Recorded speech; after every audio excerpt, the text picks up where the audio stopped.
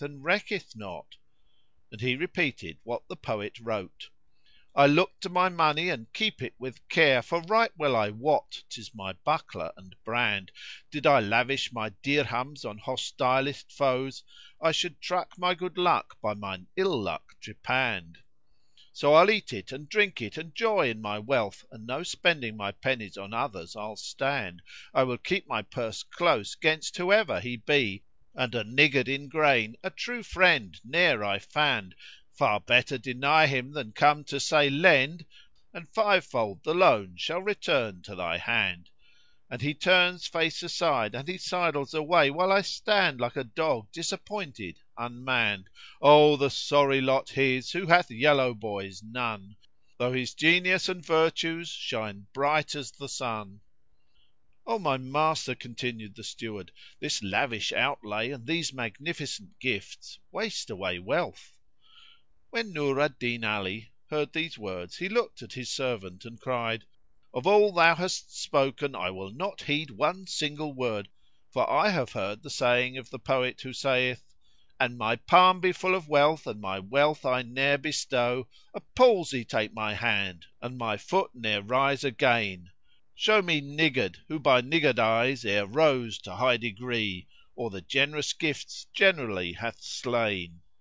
And he pursued, "Know, O Steward, it is my desire that so long as thou hast money enough for my breakfast thou trouble me not with taking thought about my supper." Thereupon the Steward asked, "Must it be so?"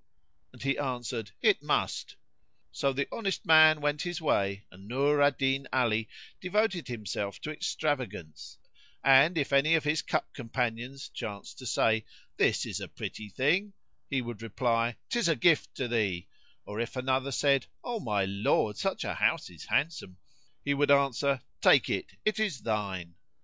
After this reckless fashion he continued to live for a whole year, giving his friends a banquet in the morning and a banquet in the evening and a banquet at midnight, till one day, as the company was sitting together, the damsel Anis al Jalis repeated these lines, "Thou deemedst well of time when days went well, and fearedst not what ills might deal thee fate.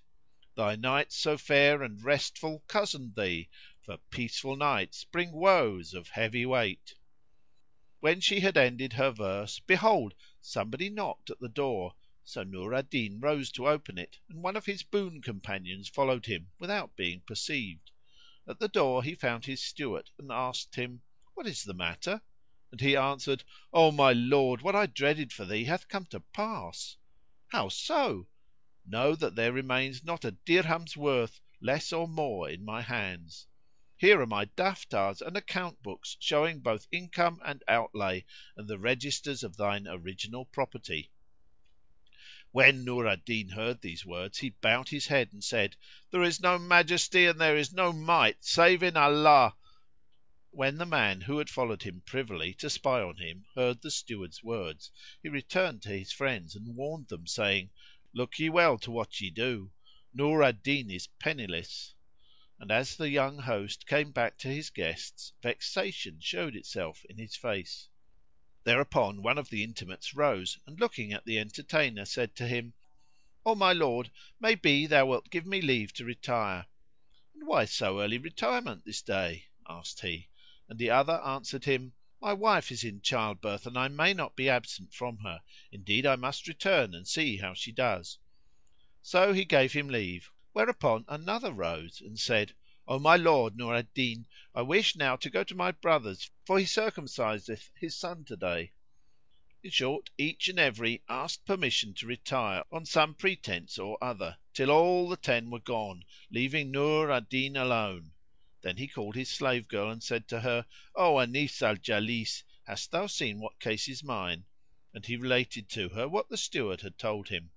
Then quoth she, "O my lord, for many nights I had it in my mind to speak with thee of this matter, but I heard thee repeating, 'When the world heaps favours on thee, pass on thy favours to friends ere her hand she stay. Largesse never let her when fain she comes, nor niggardise kept her from turning away.'" When I heard these verses I held my peace and cared not to exchange a word with thee. "O Anis al Jalis," said Nur al Din, "thou knowest that I have not wasted my wealth save on my friends, especially these 10 who have now left me a pauper, and I think they will not abandon and desert me without relief." "By Allah," replied she, "they will not profit thee with aught of aid." Said he, "I will rise at once and go to them and knock at their doors, and it may be I shall get from them somewhat wherewith I may trade and leave pastime and pleasuring." So he rose without stay or delay and repaired to a street wherein all his 10 friends lived. He went up to the nearest door and knocked, whereupon a handmaid came out and asked him, "Who art thou?" And he answered, "Tell thy master that Nur al Din Ali standeth at the door and saith to him, 'Thy slave kisseth thy hand and awaiteth thy bounty.'" The girl went in and told her master, who cried at her, "Go back and say, 'My master is not at home.'" So she returned to Nur al Din and said to him, "O my lord, my master is out." Thereupon he turned away and said to himself, "If this one be a whoreson knave and deny himself, another may not prove himself such knave and whoreson." Then he went up to the next door and sent in a like message to the house master, who denied himself as the first had done; whereupon he began repeating, "He is gone who, when to his gate thou goest, fed thy famished maw with his boiled and roast." When he had ended his verse he said, "By Allah, there is no help but that I make trial of them all; perchance there be one amongst them who will stand me in the stead of all the rest."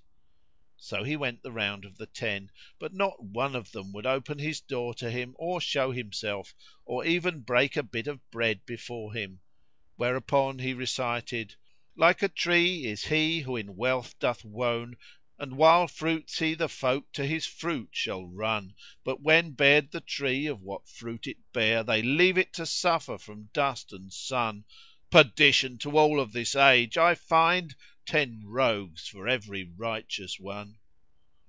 Then he returned to his slave girl and his grief had grown more grievous, and she said to him, "O my lord, did I not tell thee, none would profit thee with aught of aid?" And he replied, "By Allah, not one of them would show me his face or know me." "O my lord," quoth she, "sell some of the movables and household stuff, such as pots and pans, little by little, and expend the proceeds until Allah Almighty shall provide." So he sold all of that was in the house till nothing remained, when he turned to Anis al Jalis and asked her, "What shall we do now?" And she answered, "O my lord, it is my advice that thou rise forthwith and take me down to the bazar and sell me. Thou knowest that thy father bought me for 10,000 dinars; haply Allah may open thee a way to get the same price, and if it be His will to bring us once more together, we shall meet again." "O Anis al Jalis," cried he, "by Allah, it is no light matter for me to be parted from thee for a single hour." "By Allah, O my lord," she replied, "nor is it easy to me either; but need hath its own law, as the poet said, 'Need drives a man into devious roads, and pathways doubtful of trend and scope. No man to a rope will entrust his weight, save for cause that calleth for case of rope.'"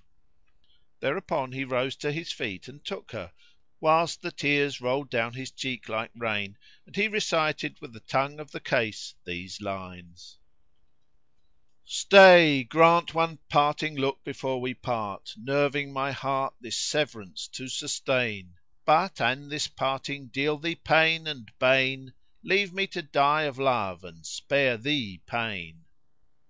Then he went down with her to the bazar and delivered her to the broker and said to him, "O Hájj Hasan, I pray thee note the value of her thou hast to cry for sale." "O my lord Nur al Din," quoth the broker, "the fundamentals are remembered;" adding, "Is not this the Anis al Jalis whom thy father bought of me for 10,000 dinars?"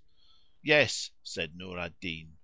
Thereupon the broker went round to the merchants, but found that all had not yet assembled. So he waited till the rest had arrived, and the market was crowded with slave girls of all nations. Turks, Franks and Circassians, Abyssinians, Nubians and Takrúris, Tartars, Georgians and others. When he came for